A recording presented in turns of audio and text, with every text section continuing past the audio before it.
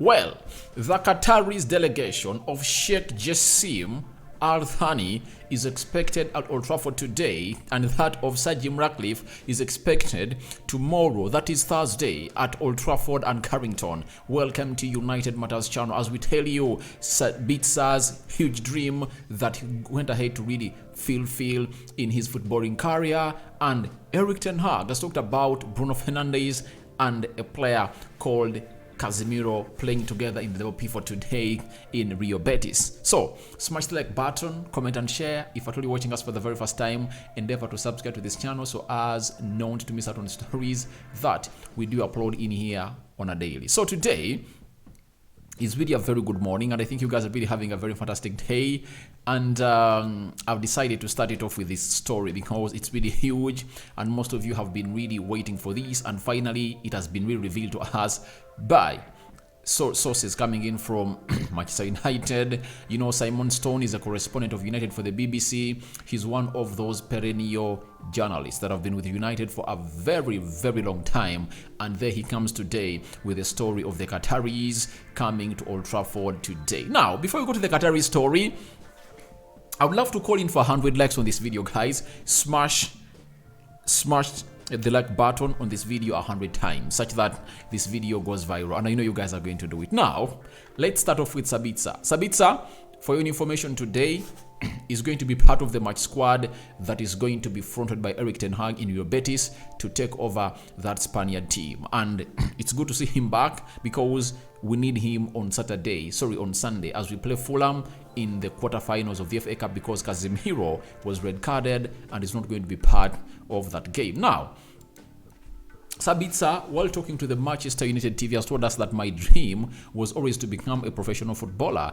I was seeing my father grow as a big player in Austria, and I was enjoying, but I knew at a very young age that I would have my own footsteps, and it worked out. Now, for Sabitzer, he's saying all this because he's at Manchester United, one of those teams that would have he had always loved to play for. Remember, when we beat them 5-1 at Old Trafford, when he was still playing for RB Leipzig, it was during the COVID period that he came in through, and the stadium had no fans, but he really loved the atmosphere, and he always said that he dreamed to come in and play at Old Trafford. He would have come in earlier at Old Trafford because Ralf Rangnick had him onto the transfer list of the players that he wanted at Old Trafford, but obviously United never went in for him.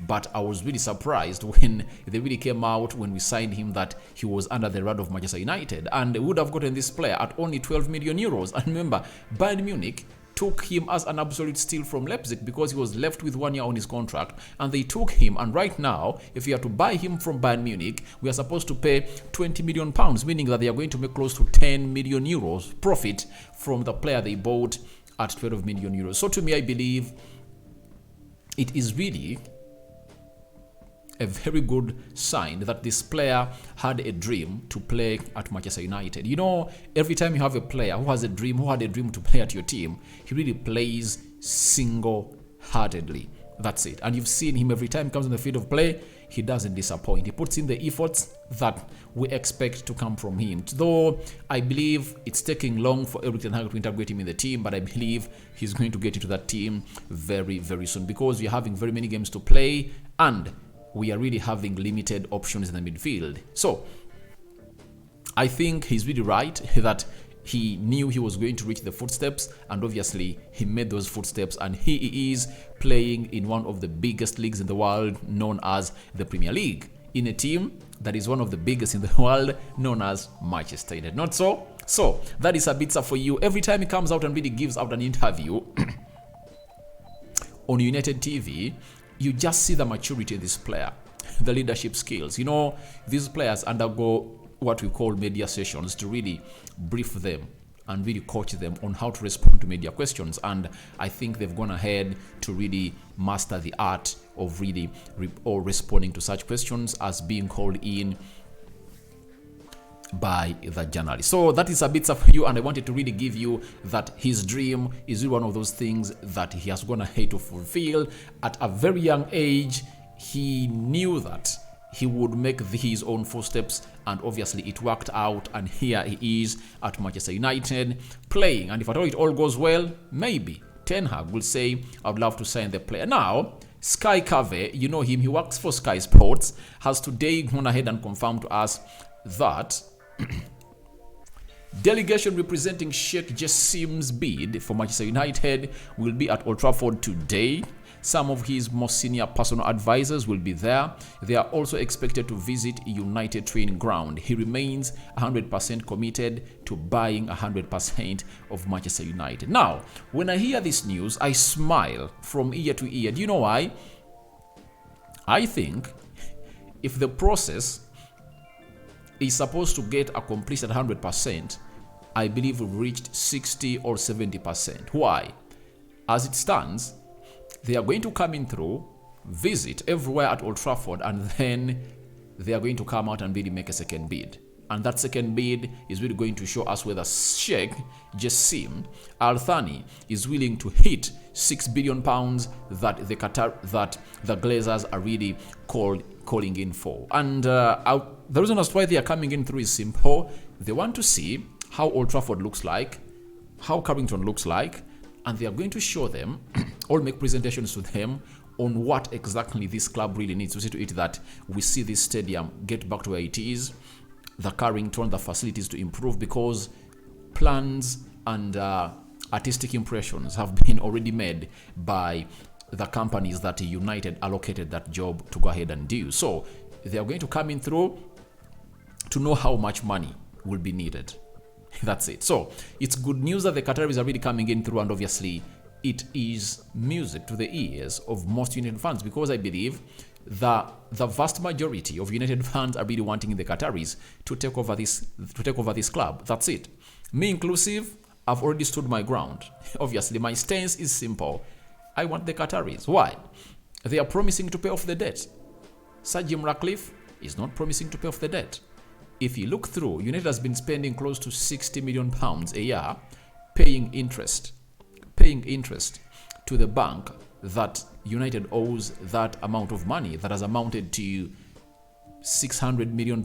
And I know the interest is like 10% per annum, meaning that we have to really pay close to £60 million to that company. You clear off that date, that means that 60 million is going to go to the team. You get?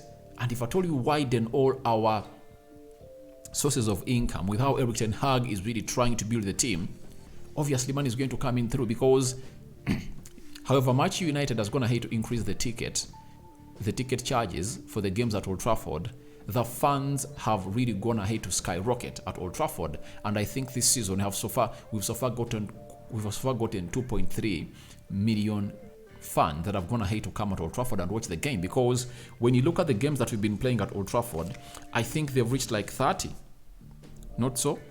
30. So if you multiply 30 by 70,000, that is close to 2.1 million, and very many more games are still coming in through. So I believe we've been playing very well, and Sheikh Jassim Al Thani knows that he's really coming to a team that really has the best manager in the world right now, that is Erik ten Hag, and he's really ready to come in and really put in his money into this club of Manchester United. Now, as he's coming in through today, even Sir Jim Radcliffe, another one who is interested in taking over Manchester United, is expected on Old Trafford on Friday. Who has really confirmed this to us? He's Simon Stone, that Sir Jim Radcliffe is said to be at Old Trafford on Friday to receive a presentation on the potential Manchester United sale process. Representatives of Qatar's Sheikh Jassim bin Ahmed Al Thani are due at United on Thursday. That is today. And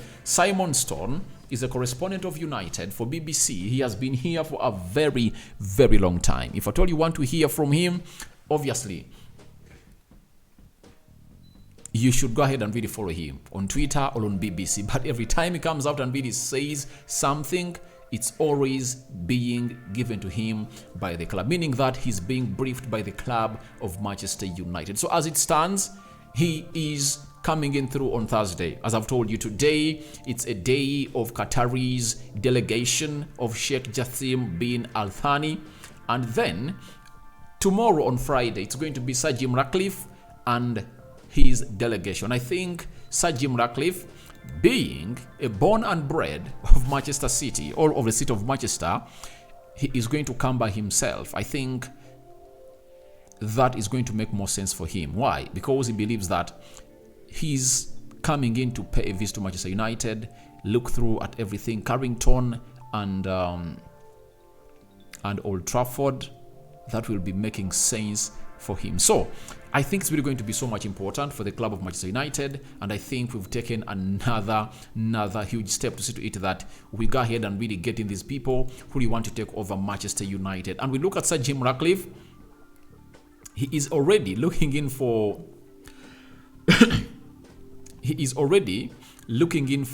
people to come in and really take over Manchester United, especially in the administrative department. And I think he's just doing it to really appease us, the fans of Manchester United, because he knows that we are really not in tune with the people running the club, especially people like Richard Arnold, people like John Mata, and very many others at the club. But I think he is having more knowledge of football, having been in sports management for a very long time. But that doesn't really downplay the efforts of the Qataris, because they also hosted the World Cup and they want to bring in lots of things at Old Trafford and take over Manchester United. Now, Mike Keegan, a sports news correspondent and agenda editor at Mail Sport, has told us that representatives of Sheikh Jassim and Sir Jim Radcliffe will be taking tours of Old Trafford and Carrington this week. Independent assessments of how much would be needed for a makeover or a new build in the case of the stadium will then be made. That is it. So as it stands, we are really having a lot of things that are really happening at Old Trafford this week. As we are playing down in Rio Betis, Al Thani will be at Old Trafford. Then on Friday, as Erik ten Hag holds his press conference at Carrington, then we are going to be having what? Who are we going to have? We're going to be having Sir Jim Radcliffe and his delegation at Old Trafford. So it shows you that it's really going to be so much important for us to see to it that this deal happens before the end of the month of March. And the second bid that is going to be put in through from every party, that is the Qataris, headed by Sheikh Jassim Al Thani and Sir Jim Radcliffe, is really going to be made. A decision is going to be made according to the bids that they're going to put in after visiting Old Trafford and Carrington on Thursday and Friday respectively. So it's really a huge story, and we are all eagerly waiting to see how this is going to happen, because this is what we've been waiting for, because the Glazers really want to sell Manchester United for good. Now, Ten Hag has told us that Casemiro and Bruno will play both. It's a very good opponent. Last week we had a good result, but we need to go again. We need our best players and our best team. So Ten Hag is confirming to us that Casemiro and Bruno Fernandes are going to play together. So to me, I think it's high time he really admitted that Bruno is better as a number 10. Let's do Freddy and Casemiro in the double pivot, or Sabitzer and Casemiro in the double pivot. That's it. So I believe it's really going to be so much important for United to find ourselves in a position of playing a double pivot of Freddy or Casemiro or Sabitzer and Casemiro into that position, because this is the best way we've been playing, and let's not risk it out this time around, because we can't see ourselves really lose another game. And I would love to see this going on year in or game in, game out till the end of the season, and then Erik ten Hag should go ahead and really try out something new of Bruno Fernandes playing in the pivot when he has brought in other players that can come and complement him better according to his style of play. But Bruno, playing him close to our defense is really risky. Why?